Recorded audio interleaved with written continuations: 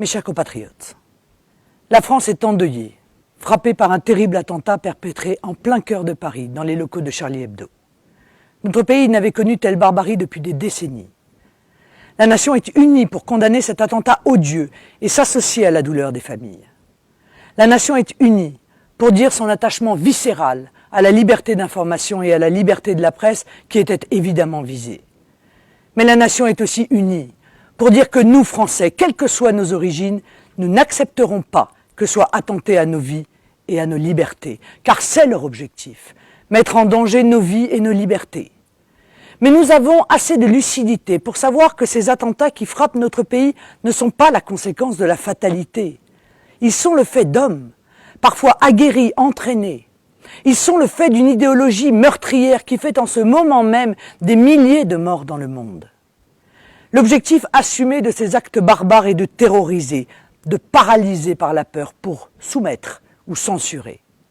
Et incontestablement, après cet acte ayant traumatisé la nation tout entière, la peur est là.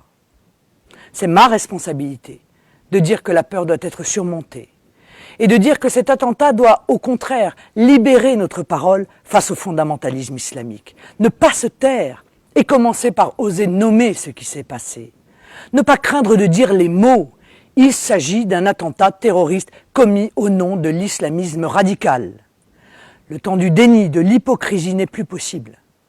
Le refus absolu du fondamentalisme islamique doit être proclamé haut et fort par quiconque tient la vie et la liberté pour les valeurs les plus précieuses. Regarder les choses en face, ce sera prendre le chemin d'une action efficace et protectrice. Pourquoi en est-on arrivé là ? Quel est le parcours de ces assassins? Quelle est l'étendue des filières de l'islam radical sur notre sol? Leur financement? Quels pays les soutiennent? Les questions sont nombreuses et légitimes. Ce débat doit avoir lieu. Rien ne doit l'entraver. Poser les bonnes questions et y apporter des réponses franches et claires.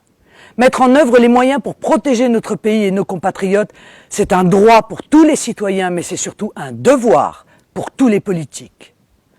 En ce qui me concerne, j'entends assumer cette impérieuse responsabilité pour permettre à la France de se défendre face à cette guerre qui lui est déclarée. Enfin, je tiens à souligner que personne ne souhaite qu'une confusion soit effectuée entre nos compatriotes musulmans attachés à notre nation et à ses valeurs et ceux qui croient pouvoir tuer au nom de l'islam. Mais cet évident refus de l'amalgame ne doit pas être non plus l'excuse de l'inertie ou du déni. Ce serait le pire service à rendre aux Français, quel qu'il soit.